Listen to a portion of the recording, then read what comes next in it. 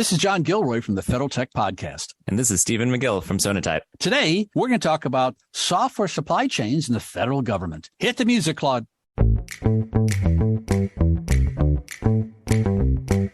Welcome to the Federal Tech Podcast, where industry leaders share insights on innovation with a focus on reducing cost and improving security for federal technology. If you like the Federal Tech Podcast, please support us by giving us a rating and review on Apple Podcast.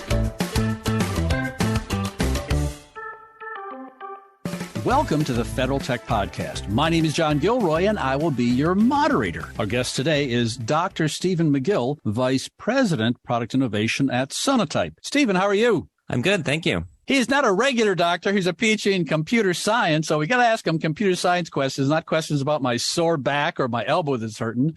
And so today the question is, what's this whole idea about the software supply chain and what's the vulnerability, and specifically what kind of vulnerabilities does the federal government have? And I think anyone listening to this podcast knows that this isn't, a brand new topic. It's been talked about a lot. In fact, luminaries, I love me the word luminaries have chipped in on this. In fact, one of my heroes is a guy named retired Brigadier General Greg Toohill. And recently, he commented that, if you worry about every single line of coding that you ever use in the future, you're not going to do anything. The security is going to be out of hand. And so Stephen is going to join us and maybe give us some insight as to how the federal government can get a handle on the code that they're using. But before we begin, Stephen, tell us about your background, please. Sure. Yeah. So I got my start in research, doing my PhD work in code analysis, analyzing software for security issues, performance issues, and so forth, basically static analysis. I continued to do academic work for a while and then sort of got more and more interested in how to take these tools and techniques and really get them in the hands of developers and have an impact on software development and improve security practices. So I started moving more and more towards product, founded a company called MuseDev to produce tools to help developers analyze their software as part of the development process. We got acquired by Sonatype a couple of years ago. So that's how I ended up here, although I've been collaborating with the folks at Sonatype on the State of the Software Supply Chain report for quite a while.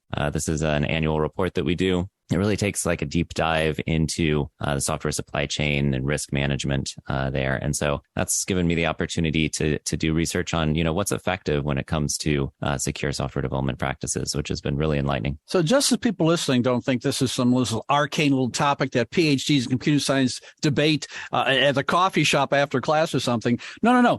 Here's the figure that comes up here.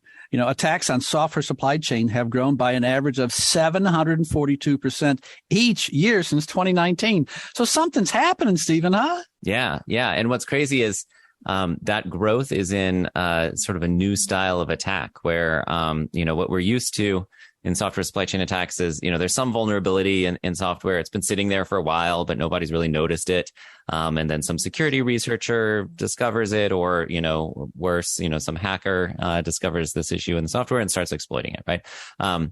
But more and more attackers are trying to create their own opportunities and introduce new errors into the software by gaining positions of trust with the development team, contributing code, and then eventually contributing malicious code that they can take advantage of. Or there's something called typo squatting, where they publish a package that looks very similar to another package, a commonly used package. And so there might be, a typo in it, or there might be a dash where there was an underscore before, or something like that. And sort of trick developers into using this malicious version of the software. So this sort of new style attack has been just growing explosively. I did some research, read some observations about software scanning from the Navy and the Air Force and different groups. And is this one quote? I mean, it makes perfect sense, doesn't it? It says, hey, we're not in the business of building software source code scanners. No, the Navy's in the business of floating ships and destroying the enemy. So, I mean, you have to rely on somebody or some kind of an organization that can scan the software for you. And it has to be done, sounds like, continuously. Yeah, that's right. And, ideally at various points in development, right? So you want to be scanning the software as part of the build and test process, so that you're catching things as early as possible. And then you want to also be scanning those artifacts that are eventually produced, the things that you're going to be running, the containers, the images, the jar files that you're pushing out into production. Because, it's surprising sometimes what happens between the developer writing their code and then everything getting packaged and pushed to production. A lot of code can get pulled in that you don't even realize. And it's not intentional. I mean, let's paint the picture here. You've got an agency that has got limited resources, few people, maybe your CIO hasn't been there, and you have new deadlines, new pressures to come something with a certain 6 months or 8 months, whatever the OMB wants you to do it in, or the executive office of the president, pushing you. I'm not saying they're cutting corners, but they may not completely use every single best practice in the world, would they? Yeah. Well, that's right. Yeah. There's a number of things that get in the way of sort of trying to be efficient while coding securely. And so, there's things like often certification and sort of regulatory audit burdens. Those can introduce roadblocks where you can't maybe move as quickly from a development standpoint as you'd like to. There's also the fact that the sort of maintenance tasks that keep you secure when it comes to your software supply chain, things like updating to the latest versions of libraries that you're using. Those can involve real engineering work. Sometimes it's a simple change, but sometimes you make that change and it breaks your build. It causes unexpected behavior, and now you have an engineer having to chase down new bugs just due to updating that dependency. And so it's not an easy problem. It's no surprise really that people are falling behind when it comes to security. At the beginning of COVID, I had the CTO over from Patent and Trade, USPTO, and he said, "Hey, we've been remote for a while. We're pretty easy," and was an easy transition for them. And it's interesting that they're one of the organizations that may have had problems with some of this embedded code, aren't they? Yeah. I mean, anytime you're moving remote, like, it introduces new challenges. So things that like another area that we've seen sort of an increase in attacks, and the SolarWinds attack is a good example of this, right? We've seen new style attacks like on this software development process itself, right? So attackers getting software into the development environments, onto developers' machines, and then exploiting that foothold that they have. And that becomes much easier when you're in a remote work environment, right? Whereas your build server and your development machines and everything might have been, on the same network and behind a firewall and sort of in a controlled environment when you were on site. Now, you've got developers coding on their laptops from home. Those laptops are, going all sorts of places, coffee shops, airports, et cetera. And that opens up opportunity for attackers. So brilliant software developers use a phrase like transitive dependencies, and that's pretty impressive. All it means is that one thing relies on the other, like building some blocks. Mm-hmm. So we know there are transitive dependencies. So how can a federal agency beware of those? Yeah. So this is a really important thing to pay attention to when you're looking at tools in this space and sort of deciding what processes you should have for scanning your supply chain. There's this layer of direct dependencies. So these are, you're writing your application and you're like, I need an HTML parser. So you go grab a library that does that, and I need to interact with this Amazon API. So you pull down, the package for interacting with that API. Those are your direct dependencies, but those packages themselves have their own dependencies often. The HTML parsing library might have a logging library that it's using, and so forth. And so you're actually picking up much more than just a single software package when you add a dependency. These trees get quite deep. When you think about the different levels of dependencies, it can go, the average is, I think we found the average was 5.7 layers deep. This is for open source projects. It's probably even deeper for enterprise projects. And then all told, when you look at the sum total of dependencies you're pulling in, the average enterprise application has 148 dependencies included. That's for Java code. So it's a huge number, of dependencies. And you want to make sure that whatever tools you're using are scanning that full dependency tree. There's actually tools out there that only look at the direct dependencies and aren't doing that deeper dive. It's particularly important because that's where most of the risk comes from. So if you look at vulnerabilities, this application is vulnerable. Where did the vulnerability come from? 6 out of 7 times that vulnerability is from a transitive dependency, not a direct dependency. Yeah, I taught English for a year. I keep thinking of transitive and intransitive verbs, and I did that for a long time. Computer science terms a little different, but but they're languages, I guess, more or less. Yeah. So Sonatype has something called a Sonatype safety rating. So what does that mean for my listeners? Yeah, so this is a new thing we developed as part of this year's software supply chain research, and it's been really exciting because for a number of years now we've looked at metrics in the space like security and safety metrics for projects. What can we say about the health of this project's development process? The likelihood that this project will be well maintained, will have a low number of bugs, won't introduce breaking changes into your code.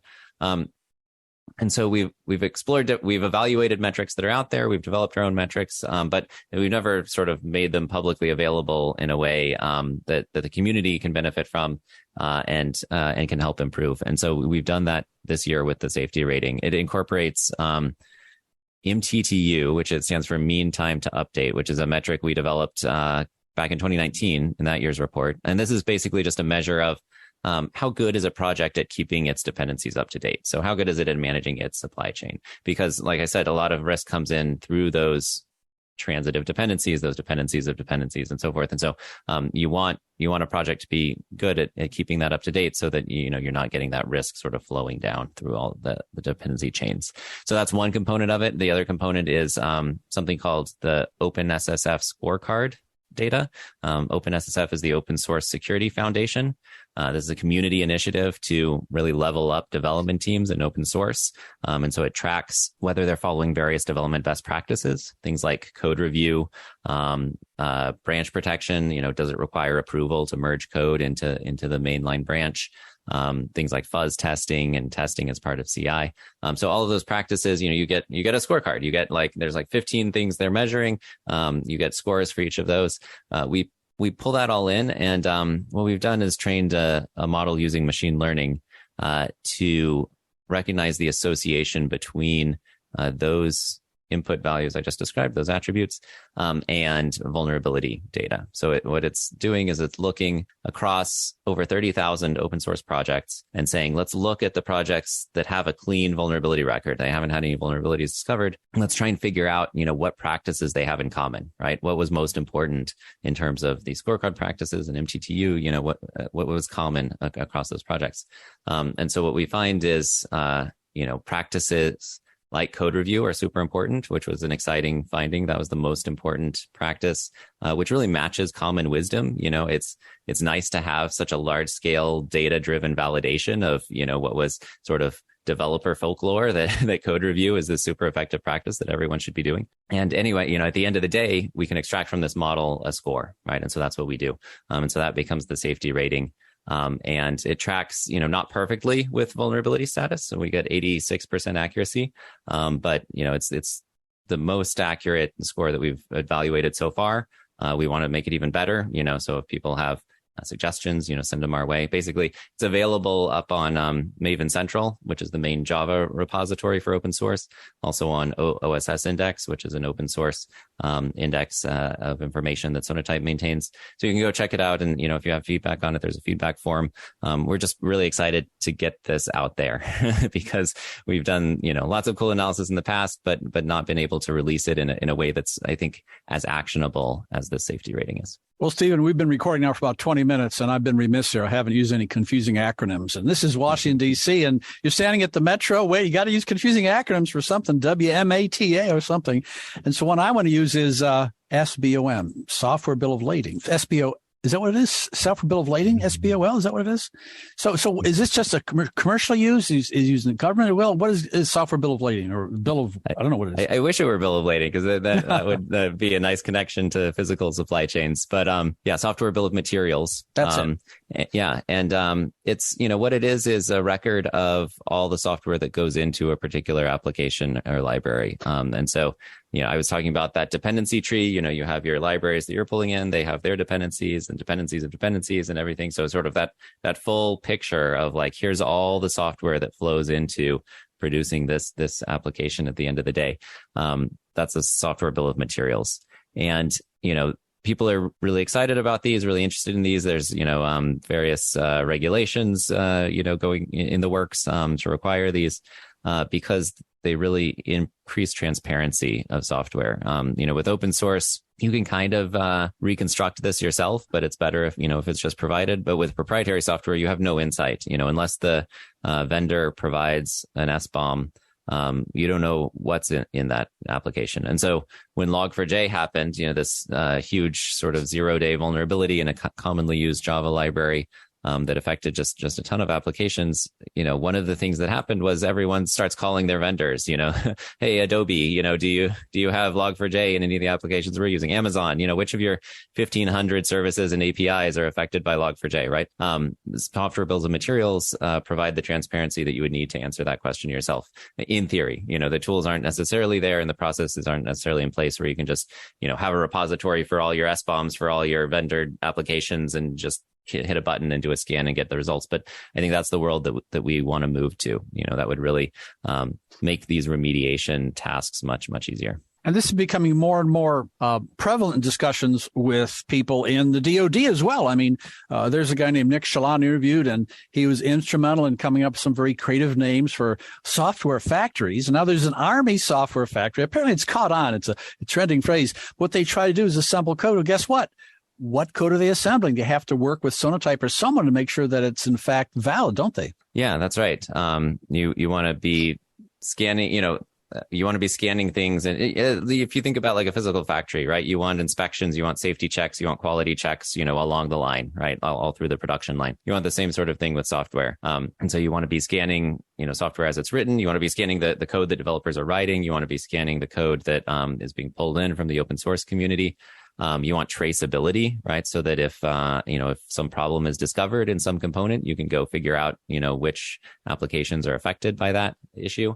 And so that you can know that you're getting, valid components from upstream, that I mentioned these new style supply chain attacks where these new style software supply chain attacks where sort of fake versions of widely used projects are uploaded by attackers. And those sorts of things can be avoided by, things like signed releases, validating signatures, making sure that you're getting your software from authoritative sources. And if you have that traceability throughout the software production process, then you can be sure that, what you get at the end of the day isn't subject to those sorts of supply chain attacks. I have my own little company, and I annotated, changed my about page. I added some fun facts. And so I have some fun facts for this interview. And sometimes these fun facts, here's a fun fact, and maybe you can tell me if it's really true or not. 1.2 billion vulnerable dependencies are downloaded each month. Boy, that seems like a boatload, doesn't it? Yeah, it does. And it's even worse than that because those 1.2 billion, that's the number that are downloaded that are vulnerable, but there's a fixed version available. So you don't have to be using that version. There's some projects, every now and then there's a project that has some vulnerability discovered in it. It's not patched yet. So there's just, there's no way to use that securely for the moment, right? Hopefully the dev team's working on it and you'll have a patch soon. But that actually happens quite rarely. And what usually happens is there's a fix available. You're just using an old version. Maybe you don't realize that this version's vulnerable. You don't have the tooling in place. You don't have that visibility. And that's a super widespread problem.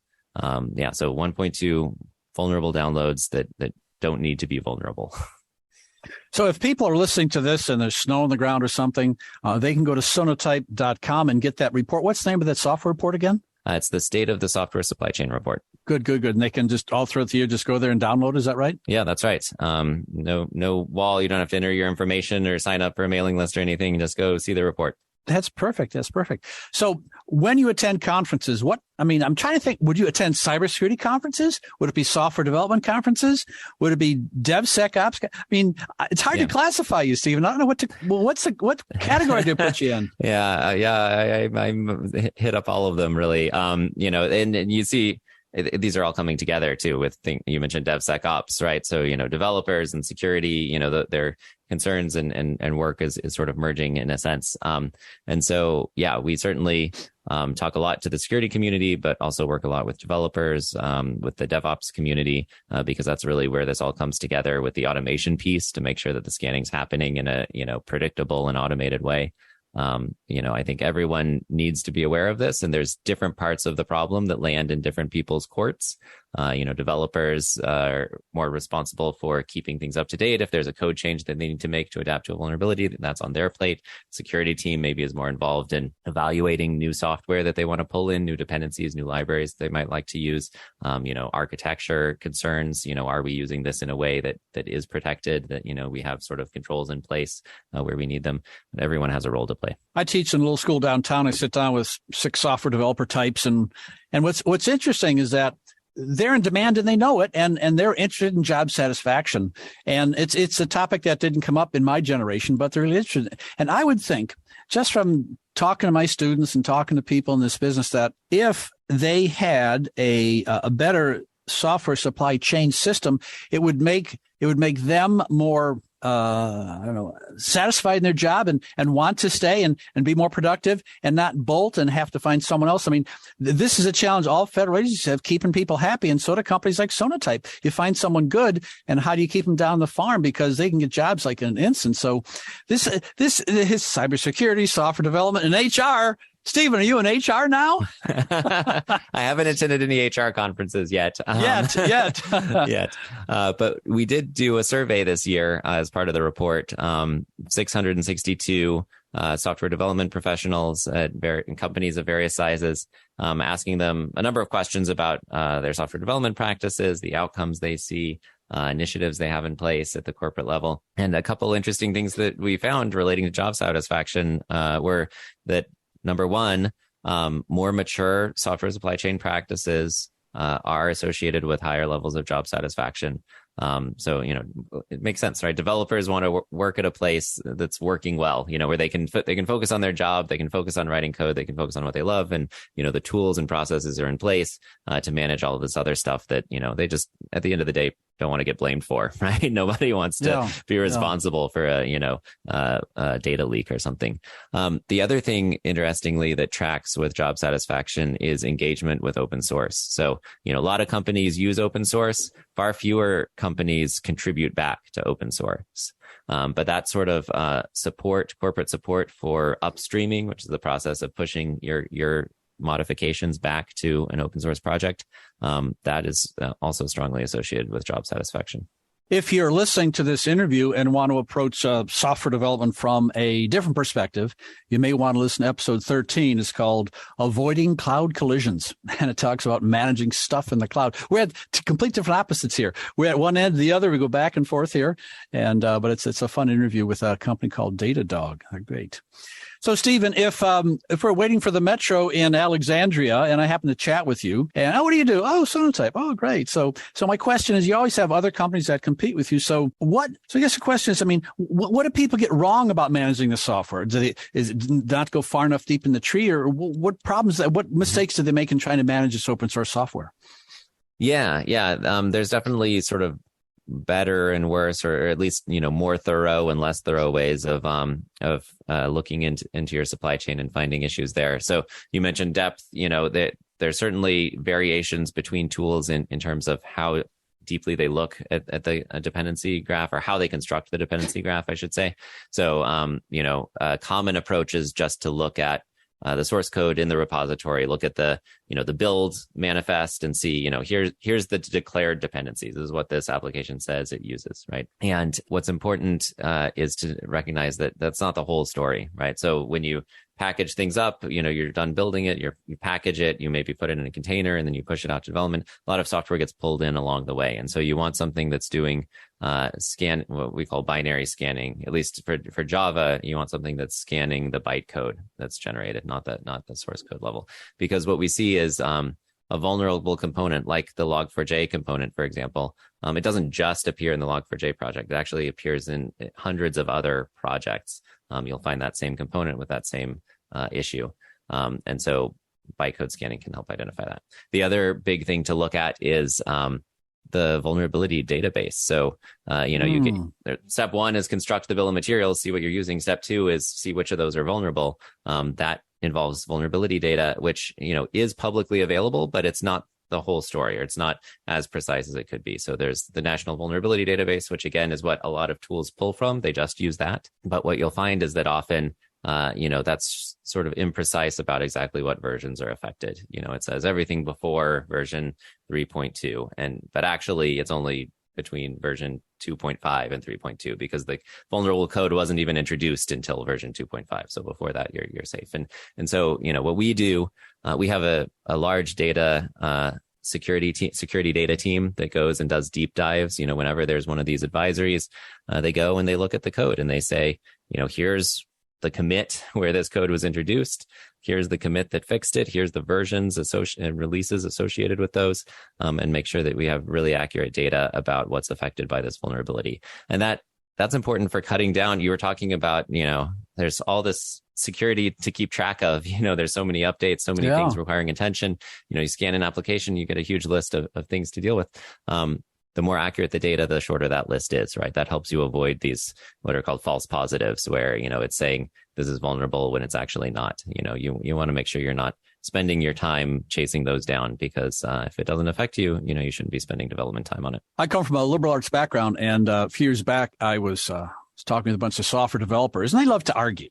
And they're talking about artifact. And I said, something I know about, cultural artifacts. No, John, nothing to do with anthropology. They're artifacts. Oh, sorry.